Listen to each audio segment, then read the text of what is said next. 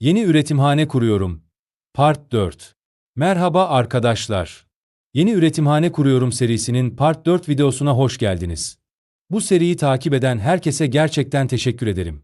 Yeni gelenler için de şunu söyleyeyim.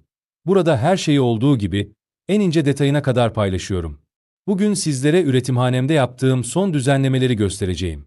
Açıkçası artık işin en keyifli kısmına geldik. Öncelikle üretimhaneye sağlı sollu raf sistemi kurdum. Her bir raf 3,5 metre uzunluğunda, 40 santim genişliğinde. Bu ölçüler hem alanı verimli kullanmamı sağladı, hem de kafes dizilimi için gerçekten çok ideal oldu. Rafların her birinin altına şerit LED aydınlatma çektim. Burada özellikle şunu söylemek istiyorum. Işık, üretimde gerçekten çok önemli. Kuşlar daha dengeli bir ışık alıyor.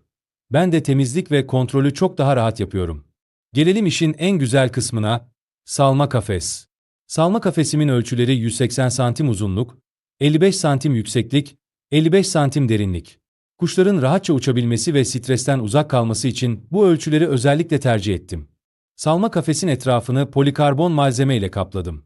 Hafif, ışık geçirgenliği çok iyi ve temizliği gerçekten çok kolay.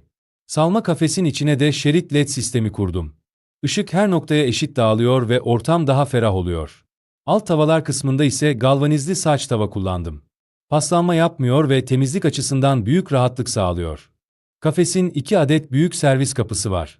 Ayrıca 8 adet sürgülü kapısı mevcut. Bu sayede akıllı yemlik, yuvalık, banyoluk ve farklı aparatlar takmak çok kolay. Ortaya gerçekten 3 katlı, kullanışlı ve içime sinen bir salma kafes çıktı. Yakın zamanda kafeslerimi tamamen buraya dizeceğim ve kuşlarımı bu alana çıkaracağım. O süreci de adım adım sizinle paylaşacağım.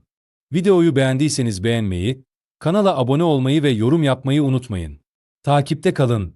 Hepiniz seviliyorsunuz. Bir sonraki videoda görüşmek üzere.